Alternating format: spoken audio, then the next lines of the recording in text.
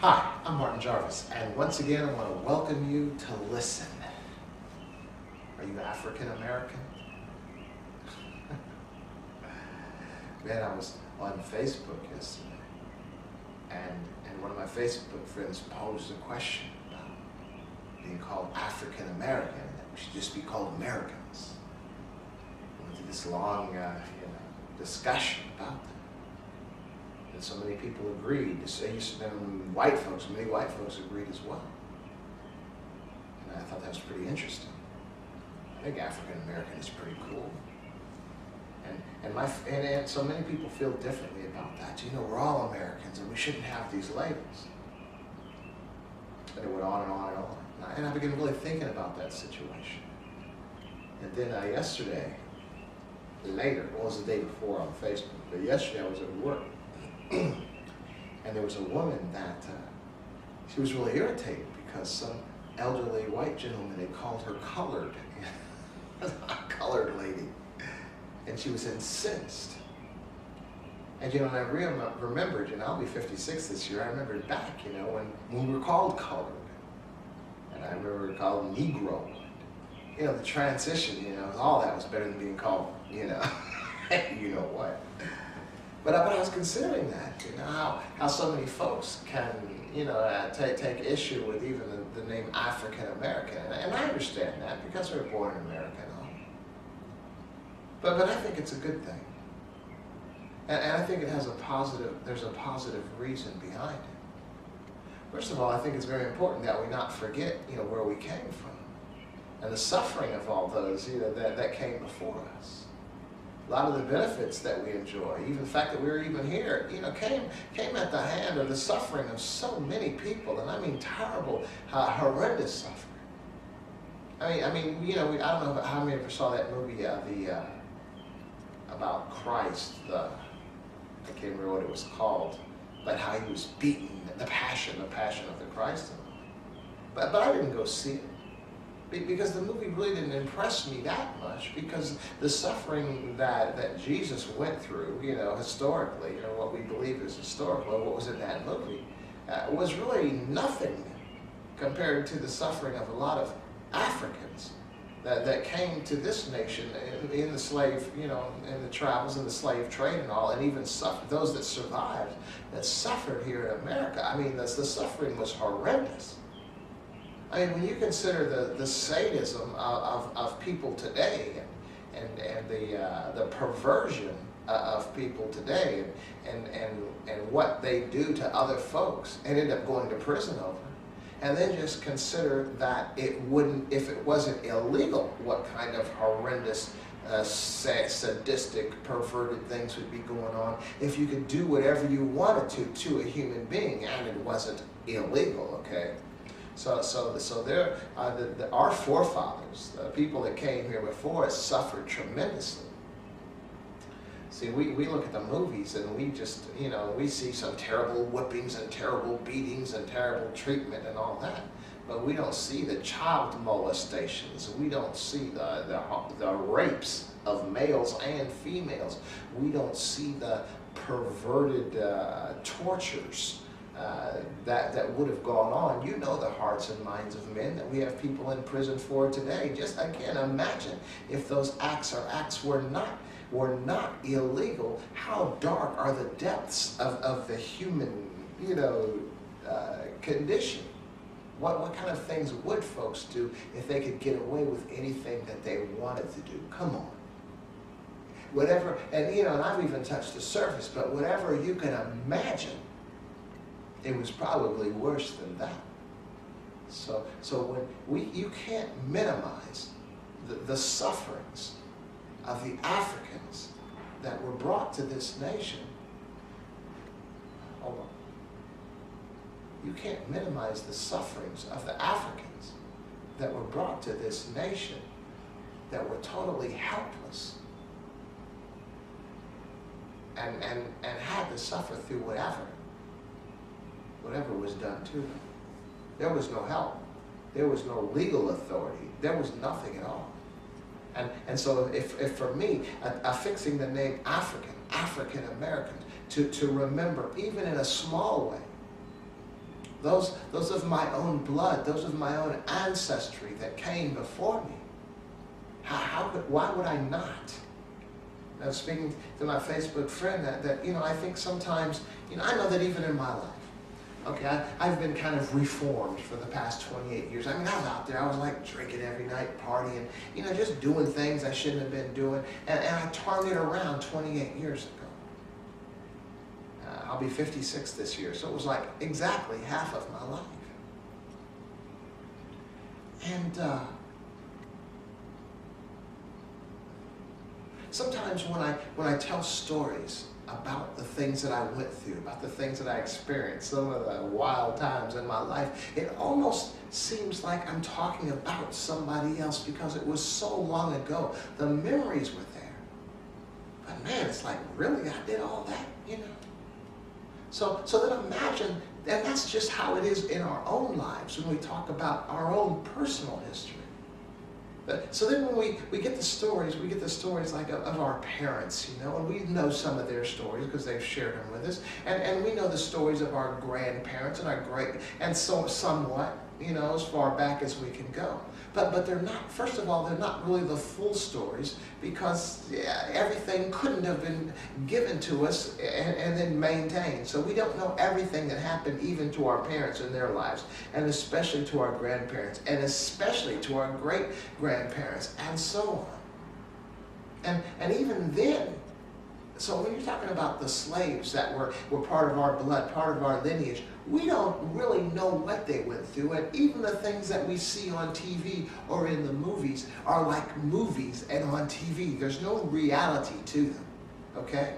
And that's why you find even when the Jews, they talk about like for Auschwitz or some of the other concentration camps, and they say never forget the Holocaust, never forget, never forget. They keep vivid in their minds the suffering, what happened to them. But I would dare say even the children and the grandchildren and the great-grandchildren who have been impressed upon them never to forget, it's been watered down in their own minds. They're not maintaining it to the depths that their parents did or that their parents or even the ones that actually went through that suffering. We just don't. We can't.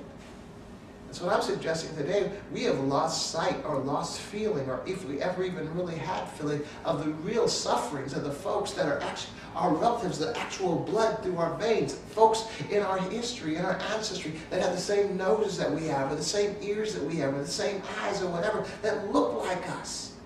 Suffered horrifically and tremendously, and just having the African name attached, giving designation to, yes, I am an American, but I'm an African American. It seems like that's the least that we can do. And I found even in that post, when this girl, she was an African American, made this statement, why do we do this? We should just be called Americans. There were a lot of white people chiming in, I agree. Now, that's what I take issue with. I mean, I understand we all have our opinions as African Americans, and that's part of the freedom of this nation, is to think how you will. But I'm always suspect when white folks are trying to get me to forget that I am an African American. Because you don't find folks saying, well, that are Irish, they want to forget that they're Irish American. Come on, man, that's a big old St. Patrick's Day celebration every year, drinking that green beer and stuff. So Chinese Americans, most people don't try to forget their lineage. They're proud of their lineage. But for some reason, and I understand, because it is kind of shameful, and if you don't have the right attitude about the sufferings of black folks, in this nation historically, that one might be ashamed. I'm the offspring of slaves. I'm the offspring of these people that were mistreated or whatever. Now you're the offspring of people that survived something horrendous and still in a relatively short amount of time climbed the echelons of authority in every organization in this nation, all the way to the presidency of the United States. That's something to be proud of.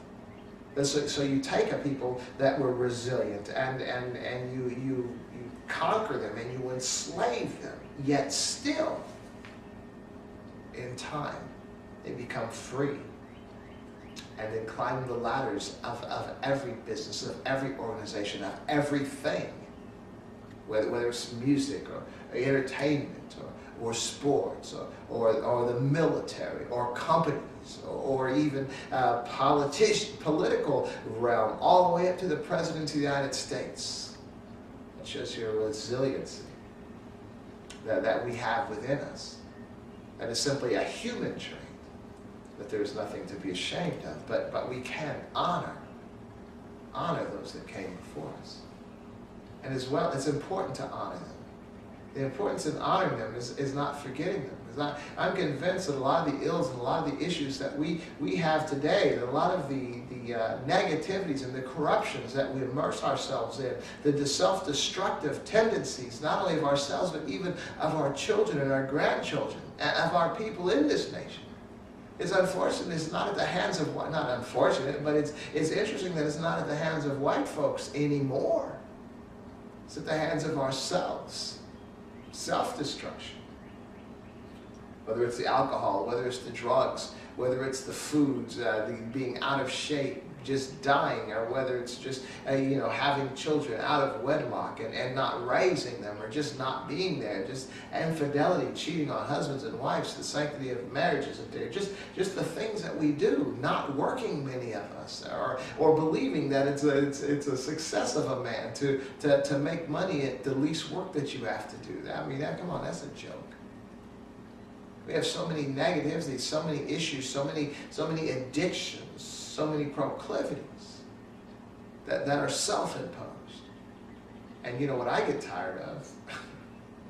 are us as black folks blaming this stuff on white folks as the conspiracy. This is a conspiracy. That two things about that. First of all, I don't think folks are that bright to have come up with these intricate plans in order to dismantle black people.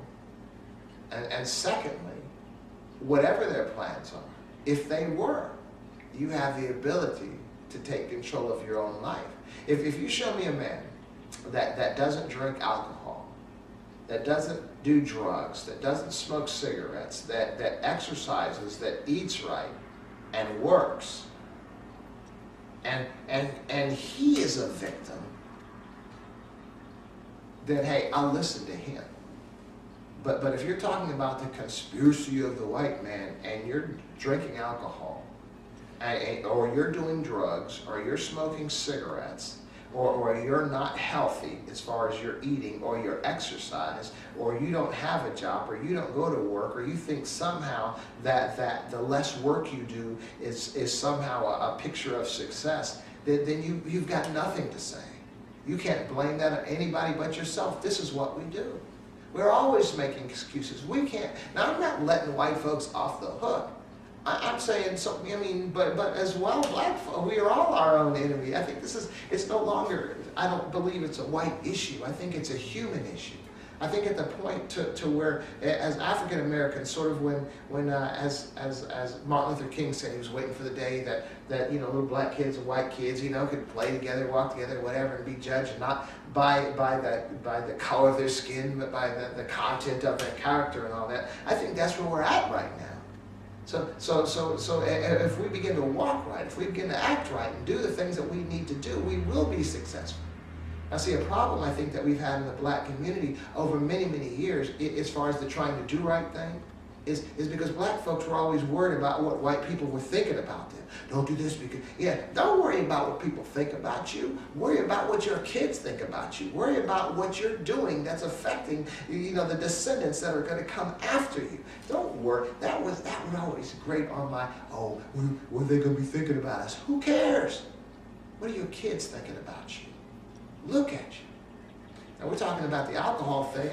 I've shared with you over the past few weeks, my daughter, she's doing really well in math and really well in school, but it's not just because she's a genius.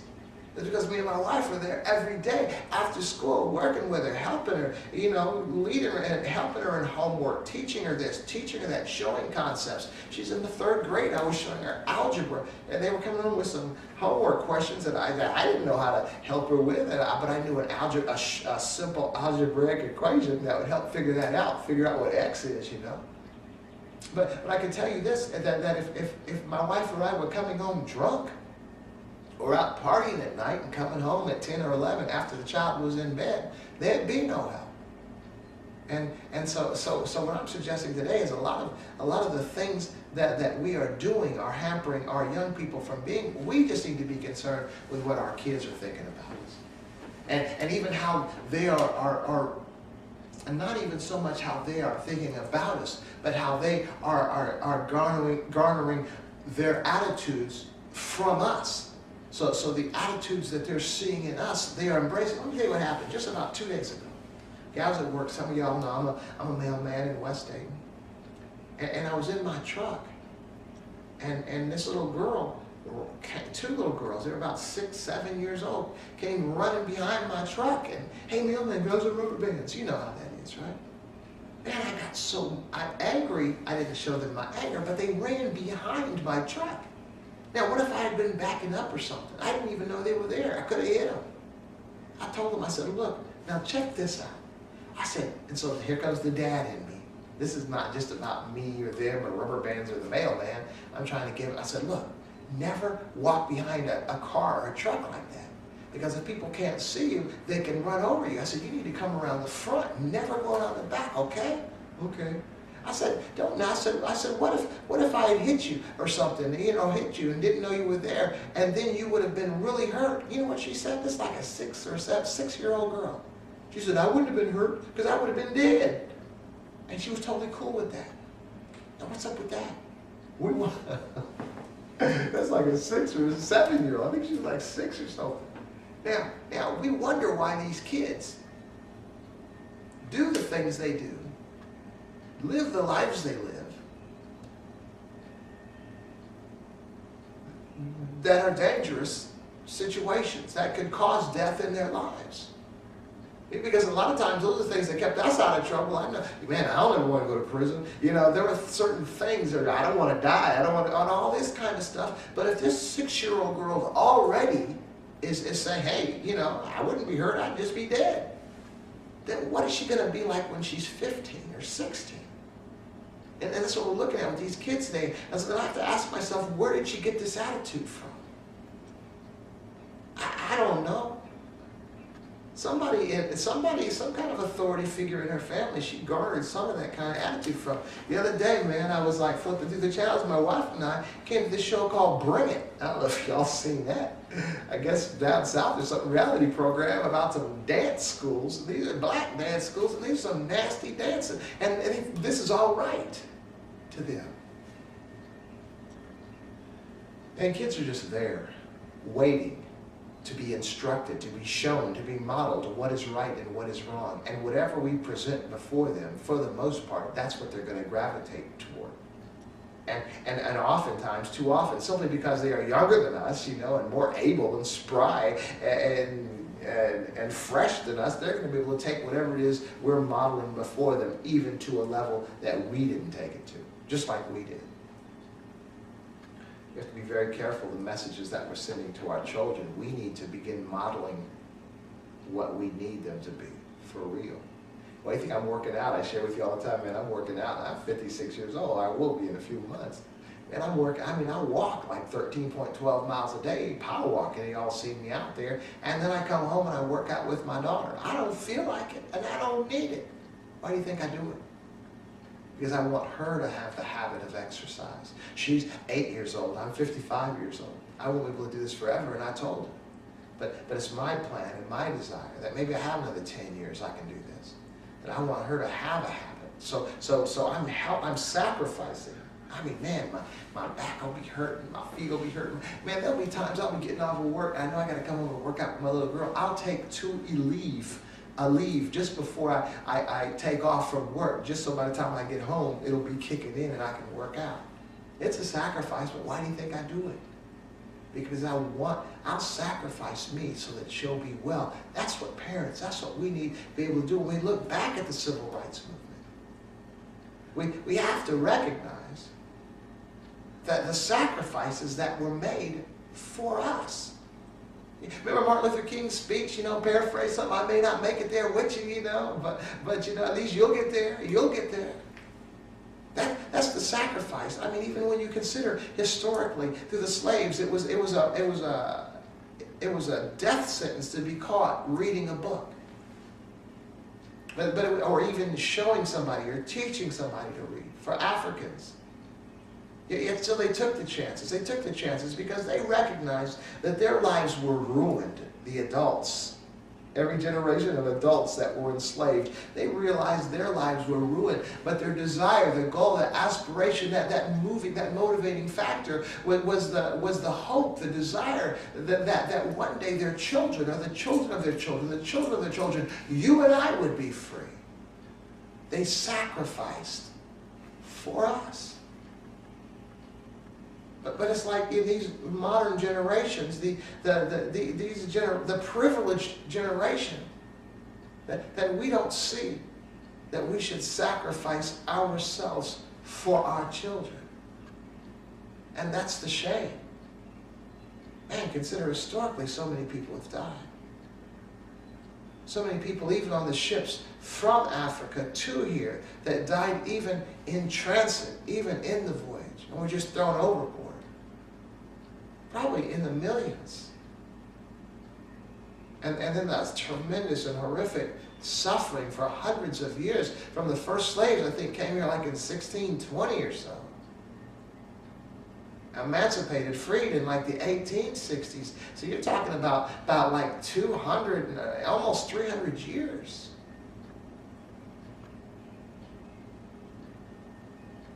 So at this particular point, it's on us. When we were even talking about the name, the label African-Americans, and they were like, philosophizing on, how wrong that is to be classified and all this stuff, talking about the philosophy of classification. The only reason we have the luxury to even consider the philosophy of classification are because of the serious, real flesh and blood sacrifices that were made for us so we could even talk about things like this. African American, I'll maintain that name. Even as we look back historically with like Stokely Carmichael's Black Power. I'm black and I'm proud. And Afro-American and African-American, ways to try to help us, remind us where we came from, remind us the journey that we're on, the path that we've been on, and not to drop the baton yet. We're not there. Look around the community. Why is that? We're not there. And we have a responsibility to our own folks, at least to act right. I'm just saying. We're not done. These are ways, and attempts at helping folks establish like a positive self-image. We don't have that in our communities. Come on, I was just talking to a girl yesterday about good hair versus bad hair. What you mean good hair? Why are you calling it good hair? I know that's an old argument, but let's just revisit that again. Come on now. Well, how is it the perception that black folks have toward themselves is manifest in how we respond to our features, to the color of our skin, to the texture of our hair? How do we respond to these things? And I can tell you, even if I were a shrink, from a shrink's perspective, if you're an individual that would actually take the hair of another race of people and glue it to your own head, there's some psychological issues going on in there. There's some self-loathing. There's some negative self-image perception that's going on here. If you're going to actually take the hair of somebody else that has different features than you and glue it or sew it or weave it into your own head because you don't like the way your hair looks. And I was talking to my daughter the other day. I was like, I guess, I know we have you in that school, over there, but still, you need to begin to recognize that they have this kind of hair, you have this kind of hair. One isn't better than the other. You just have to find the way that it goes. Sort of like the river. I mean, you have a river, and you have a destination, and it doesn't matter which way you go. You just have to get to land or something, right? And the river is flowing this way. But we're trying to swim this way to get to that land. I'd say just find the way the river is flowing and flow with it. Same with your hair. Instead of trying to get it over here, just find the way it's going and get it over here. Come on, I grew up in the 70s. Nothing more beautiful than a black woman with a nice afro. Or Afro puffs. I know that probably wouldn't go over today, but it was cool back then.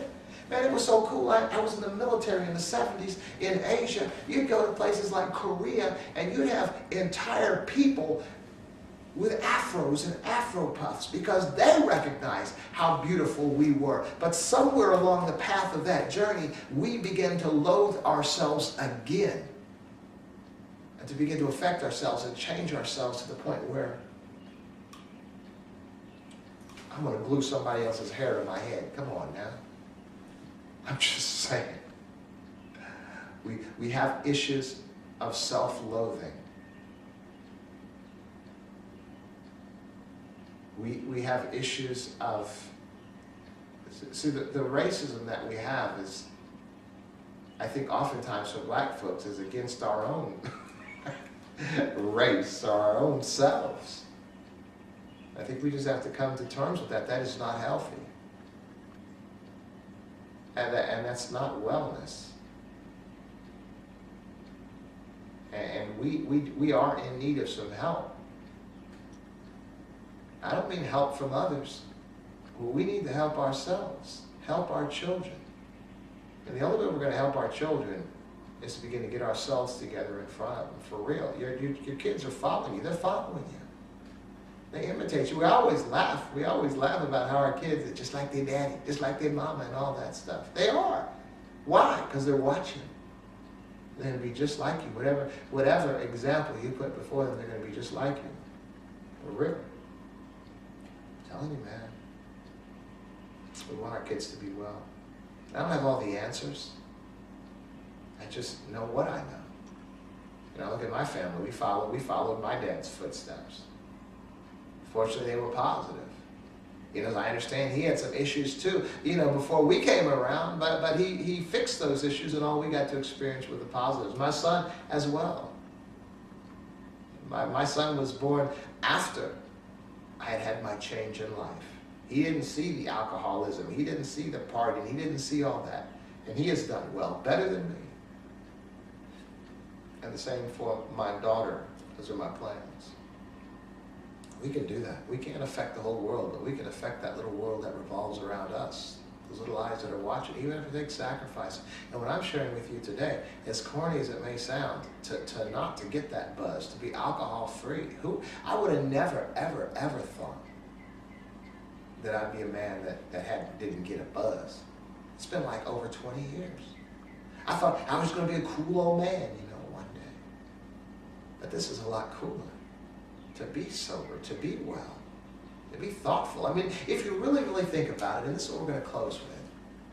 I was sharing with a guy the other day, yesterday, that I used to smoke 2.5 packs of cigarettes a day. He was tripping about that. What? Well, yeah, but they were a whole lot cheaper back then. But what I'm suggesting, like about the alcohol, or the drugs, but let's just talk about alcohol for a minute and just apply it to everything else, the buzz, okay?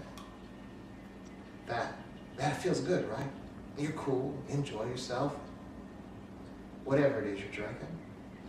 But if you think about it, what the alcohol is really just a poison that actually affects a part of your brain. So then what's going on in you that you find joy when a part of your brain is deadened? And I'm coming from a place of experience. Man, I used to do that. And I used to drink every day, all day. I would go to work half drunk from the morning. It started when I was in the military. Sit back on Sundays, big old Tupperware glass, say rum and Coke, drink it halfway down, fill it with rum, drink it halfway down, fill it with rum. I mean, that's the way I lived. And I look at some of my friends now that still do that, and they are kind of messed up. That stuff messes with your brain a little bit, messes you up if it's prolonged. I'm like, if I hadn't quit 28 years ago, this is what I would be today. In all humility, I realize that I am very, very fortunate. But there is not a positive end if you don't quit. So I stopped when I was 28. I think I started probably when I was like 20. So I mean, I only had that crazy, crazy lifestyle for like 8 years. I can only imagine if it had been 18 or 28 or 38 years.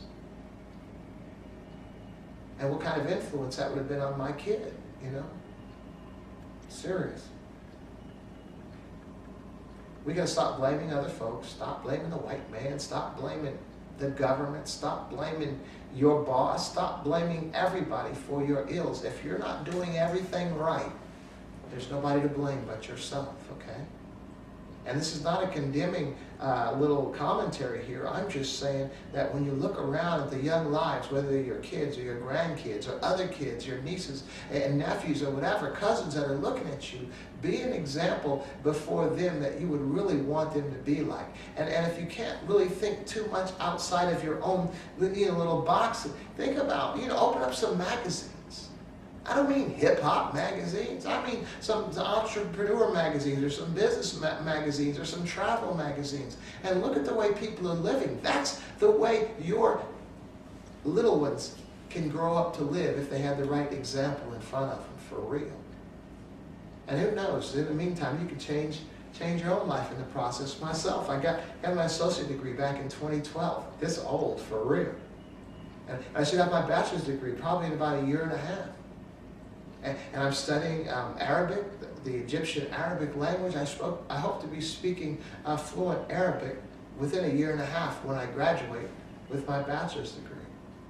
And I don't know, maybe it won't come up. It's like mental exercise, not just the physical exercise, but mental exercise, an influence to your children. My child understands the value of education. She's learning Chinese in her school. So I'm sharing with her, some Arabic, and she's, no, Daddy, she's sharing with me some Chinese. The influence. And you'd be surprised, some of you, how important you are in the eyes of those young ones that are looking at you. And some, you may not even realize they're looking at you. Just learning. I want to be like him. I want to be like her. Are you really the model that you want to be before them? You can change. I can change. We can all change. Well, anyway, I've been here long enough. I do want to thank you once again for joining me and listening. And I want to invite you to listen again. You take care. Bye.